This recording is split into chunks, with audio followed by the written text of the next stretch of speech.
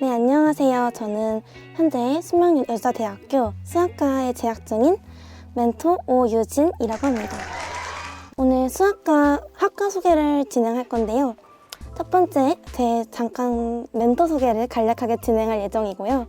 그리고 수학과에서 배우는 내용, 그리고 수학과 활동, 그리고 수학과를 어떻게 진학하게 되는지, 그리고 비교과에서 제가 추천하고 싶은 활동들에 대해서 간략히 소개를 할 예정이고요. 저희 학교에는 복수 전공, 심화 전공뿐만 아니라 연계 전공이라고 있는데 그에 대해서 간략하게 설명할 예정이고요. 그리고 수학과 진로, 그리고 인터뷰 영상을 비롯해서 자주 하는 질문에 대해서 다룰 예정입니다. 네, 저는 논술 전형으로 수학과에 진학을 하게 되었고요. 저 같은 경우는 2학년 겨울방학 때부터 논술을 준비를 했던 것 같아요. 그리고 논술뿐만이 아니라 학종도 같이 준비를 하였고, 저는 현재 수학 교육 쪽이나 아니면 통계 쪽으로도 진로를 생각을 하고 있고요. 그렇기 때문에 수학과에다가 뒤에 말씀드리겠지만 빅데이터 연계 전공도 하고 있습니다. 네, 수학과 소개 및 수학과에서 배우는 내용에 대해서 간략히 소개드리려고 합니다. 수학과라는 거는 그냥 편하게 생각을 하면 수학에서 다루는 고등학교 수학을 비롯해서 이제 수학을 좀 더 깊게 다양한 학문을 배운다고 생각을 하면 좋을 것 같아요. 수학에는 순수 수학이 있고 응용 수학이라고 크게 나눌 수가 있는데, 순수 수학은 그냥 다른 거랑 융합되는 거 없이 정말로 수학을 배운다라고 생각을 하면 되고, 예를 들어서 뭐 대수학이라든지 해석학이라든지 위상수학이라든지 그런 과목들이 순수 수학에 속합니다. 그리고 수학과는 4년 내내 실습이 없는 과목이에요. 오직 이론만 다루는 과목인데, 그러다 보니까 그럼 수학만 배우나 이렇게 생각이 들 수 있는데, 이제 응용수학이라고 다른 과목과 융합되어 있는 수학을 배우기도 합니다. 이제 그 예시가 컴퓨터랑 섞인 게 바로 전산수학이고요. 그리고 이제 암호론도 배우고, 그리고 통계학이라고 저희 학과는 통계학을 따로 배웁니다. 수학과에서. 그리고 이제 금융이나 경제 쪽으로도 융합되어 있는 과목이 학교마다 있기도 하고 없기도 합니다. 그거는 학과 커리큘럼을 보시는 게 좋을 것 같고요. 저희 학교 같은 경우는 이렇게 4년 내내 어떻게 배우는지가 수학과 홈페이지에 들어가 보면 볼 수 있어요.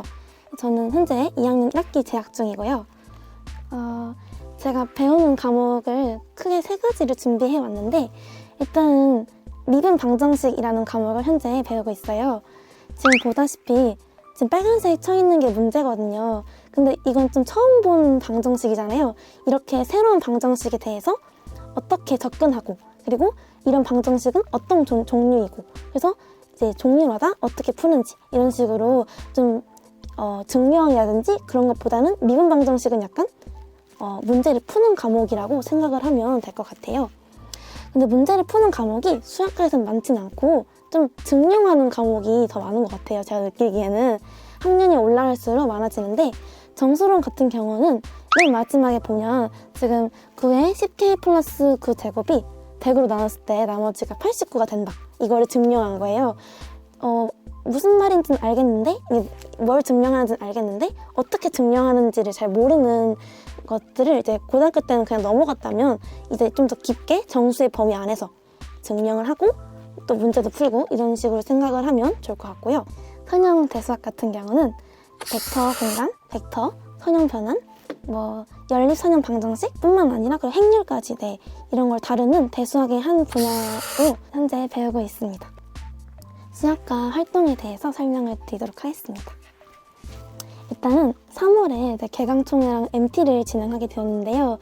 아쉽게도 저도 20학번인지라 직접 학교의 동기들이랑 선후배를 만나지 못한 게 아직도 아쉬운데요. 그 개강총회랑 MT도 진행하고 있고요. 그리고 여름학교랑 겨울학교, 그리고 콜로키움이라는 걸 저희 학교는 진행해요. 이게 뭐냐면 교수님이 이제 여름학교 같은 경우는 여름방학 때, 겨울학교는 겨울방학 때, 그리고 콜로키움은 아마도 연말인 걸로 알고 있는데, 지금 코로나다 보니까 다 비대면으로 학교에서 진행을 하고 있어요. 그래서 교수님이 이제 한 주제를 정해가지고 강연을 하는 형태로 진행이 되고, 또 때에 따라서는 외부 강사님께서 오셔가지고 저희가 평소에 잘 모르던 수학에 대해서 알려주십니다. 콜로키움 같은 경우는 현재는 코로나 때문에 비대면으로 이제 유튜브의 뭐 다큐멘터리라든지 그런 영상을 보는 식으로 진행을 하고 있고요. 선배와의 대화 같은 경우는 이제 졸업하신 선배님들이 학교에 오셔가지고 이제 자기는 이런 분야에 어떻게 취업을 하게 되었다 이런 식으로 진행을 하시는 거예요. 그래서 저희는 또 비대면으로 진행을 하게 되었고, 작년 같은 경우는 지금 왼쪽에 보이는 무지개 색깔이 바로 그 임용고시를 붙으신 선배님께서 어떻게 자기가 공부를 했고 임용고시를 붙게 되었는지 설명을 해주셨고요.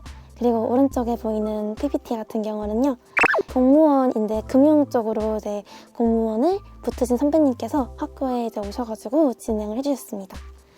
개인적으로는 어떻게 임용을 준비해야 될까라고 저도 임용을 생각은 하고 있기 때문에 항상 고민이 있었는데, 좀 더 실질적으로 어떻게 준비를 하게 되었는지, 더 디테일하게 말하면 인강은 어떻게 들었는지 이런 것까지 세세하게 알려주셔가지고 저는 되게 많이 도움이 됐던 것 같습니다. 그리고 수학과 활동의 꽃이라고 저는 생각이 드는데 바로 학회 활동이에요.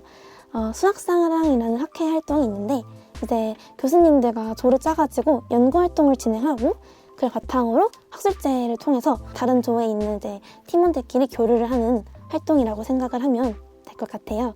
그리고 교구 전시회 같은 경우는 이번에 코로나여가지고 저도 진행을 하진 못했는데 원래는 5월에 진행이 된다고 하고요. 그리고 튜터링이라는 거는 그냥 고등학교 때 멘토 멘티 같은 거 있잖아요. 이제 그런 거를 대학 과목에서도 어려우니까 대학 선배님과 후배님이 이제 짝을 지어가지고 튜터링을 진행한다라고 생각을 하면 될 것 같습니다. 네, 수학과 비교과 활동에 대해서 간략하게 말을 해볼게요.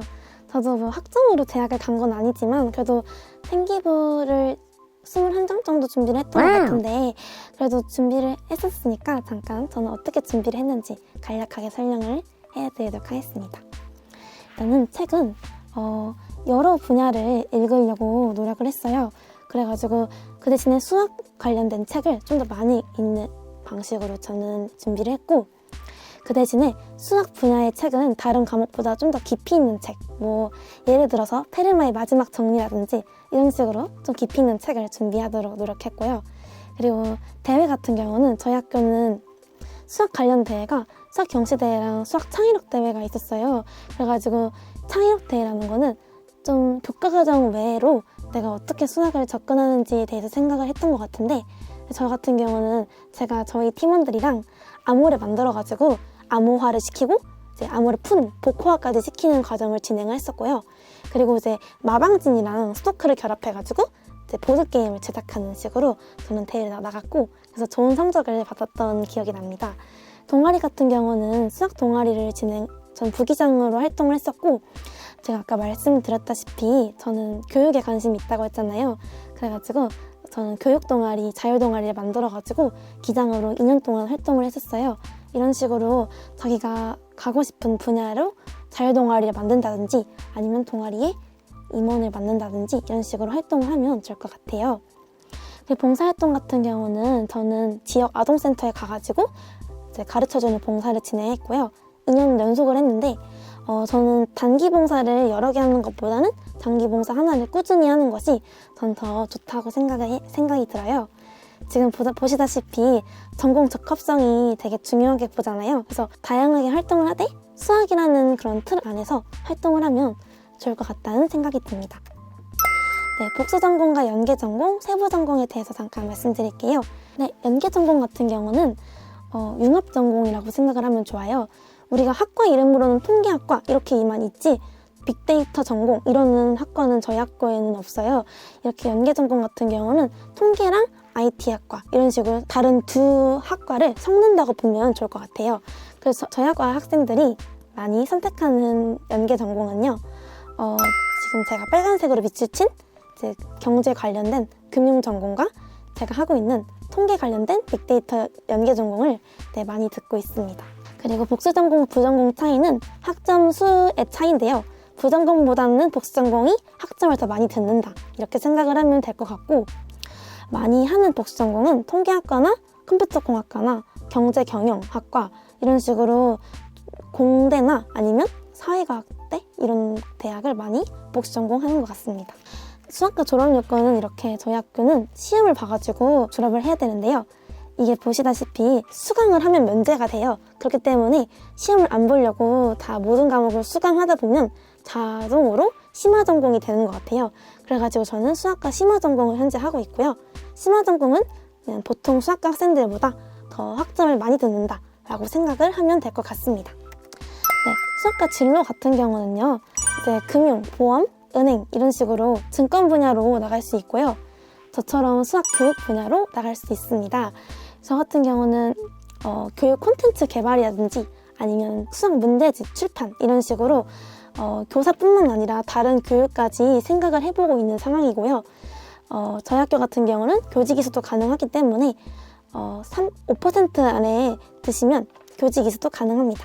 그리고 컴퓨터 보안 통신 분야 같이 컴퓨터 쪽으로도 진학이 가능하고요. 이런 경우는 수학과 단일 전공으로 진학을 하기는 조금 어려움이 있을 것 같고, 뭐 컴퓨터 공학이라든지 뭐 다른 공대를 같이 복수 전공을 하는 것이 더 좋을 것 같습니다.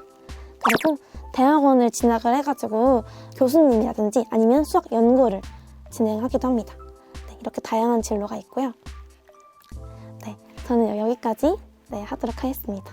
감사합니다. 네.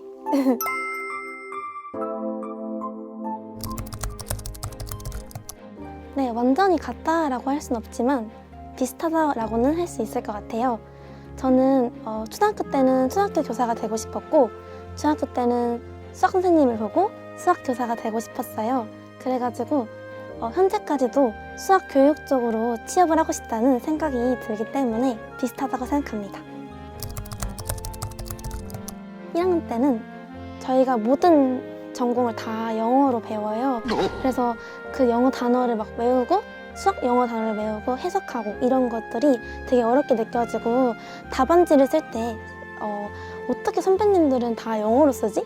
한글이 너무 편한데? 이렇게 생각을 했었는데 2학년에 진학을 하고 나니까 저도 많이 이제 익숙해졌는지 저도 답안지를 이제 굳이 막 번역기를 돌리거나 아니면 뭐 찾아보지 않고 저도 이제 영어로 막 쓰게 되는 것을 보고서 내가 그래도 수학 공부를 열심히 했고, 그리고 어느새 나도 되게 적응을 되게 잘하고 있구나 라는 생각이 들면서 뿌듯했습니다. 일단은 다른 1학년 때는 교양 과목이 많잖아요. 그래서 교양을 되게 공부하다 보면 자꾸 수학이 떠올라요. 수학하고 싶다 이런 생각이 떠오르는 게 수학을 좋아해서라는 것도 있긴 하겠지만 되게 명료하고 되게 깔끔한 답안이라는 것이 고등학교 때뿐만 아니라 대학교 수학에서도 그게 매력이라고 생각이 들어요. 증명 같은 경우도 어떻게 해서 이걸 증명하지라는 생각이 들면서 여러 가지 생각을 해볼 수 있고, 또 답이 한 개만 있는 것은 아니기 때문에 여러 가지 방법을 생각을 하고, 어려운 문제 같은 경우는 되게 사고하고 깊이하는 과정이 아마도 수학과의 매력이지 않나 라는 생각이 듭니다. 가장 최근에 있었던 일인데요. 저희가 특정 주만 퀴즈 답안지를 2개 내는 게 있었어요. 근데 제가 답안지를 1번 시험에도 1번 답안지를 내고 2번 시험에도 1번 답안지를 내가지고 나중에 다 채점이 되고 나니까 이제 한 과목은 다 맞았는데 다른 한 과목이 빵점이 나온 거예요. 그래서 내가 왜 빵점이 나오지? 제가 아무리 공부를 못해도 1, 2점은 주실 것 같은데 이런 생각이 들어서 봤는데 퀴즈 이번에 제가 퀴즈 1번 답안지를 낸 거예요. 그래서 그때 막 충격이었어요. 약간 이런 실수를 하다니, 이런 생각이 듭니다. 일단은 저도 이제 과외라든지 뭐 멘토링 같은 거를 거의 몇 년째 진행을 하고 있는데요. 항상 느끼는 거는 개념이 잘 안 잡혀 있기 때문에 문제를 못 풀고, 문제를 못 푸니까 힘이 빠지고, 그러다 보니까 역시 수학은 나랑 안 맞아, 포기해야지 라는 생각이 가장 많이 드는 것 같아요. 그래서 일단은 수학에 있는 개념을 이해하려고 노력하는 것이 저는 먼저라고 생각이 들어요. 물론 수학을 재밌게 한다는 것이 말이 솔직히 쉽지 않잖아요. 그래서 자기가 어디가 부족한지, 자기 수학이 어디서부터 안 되어 있는지를 알고 좀 되게 자존심 상해하지 말고, 만약에 내가 중학교 2학년인데 초등학교 6학년 때부터 안 돼 있다 그러면 차라리 초 6학년 걸 다시 보고 넘어오는 게 저는 더 낫다고 봐요. 그렇기 때문에 개념 공부를 전 열심히 했으면 좋겠습니다. 네. 일단은 되게 좋은 전망이다라고는 생각은 하진 않아요. 근데 저는 전망이 좋아서 온 게 아니라 저는 수학 쪽으로 가고 싶었기 때문에 온 거고요. 그리고 수학은 다들 말씀을 하시기에 복수 전공을 하기에 되게 좋다라고 말씀을 하세요. 그리고 제 친구들 중에서도 기계공학과인 친구도 저희 전공 선형대 수학을 듣고요. 프로그래밍을 작성하는 과정에 있어서 뭐 행렬 같은 것이 아마도 적용이 돼가지고 저희 학과 과목을 듣기도 해요. 그런 식으로 이제 프로그래밍을 짜는데도 수학이 들어가고, 그리고 이제 통계라든지 경영, 경제 같은 경우도 수학과 다 연관이 있기 때문에 물론 수학 자체로만으로도 진로를 나갈 수 있지만 다른 과목이랑 융합적인 부분에서라도 생각을 해봤을 때도 저는 전망이 나쁘지는 않다고 생각합니다. 네. 수학과를 진학을 할 때 많은 분들이 너 그래서 다 수학과 갈 거야? 왜 이렇게 물어보더라고요. 근데 자기가 하고 싶은 꿈을 포기하지 않고 난 수학과에 가고 싶으니까 열심히 해야지 이런 식으로 네, 수학에 대한 비교과 활동을 챙겨가는 것도 중요한 것 같고, 그리고 꿈을 향해 포기하지 말라라는 말을 해주고 싶습니다. 제가 청소년들의 꿈을 응원하겠습니다. 화이팅! 네.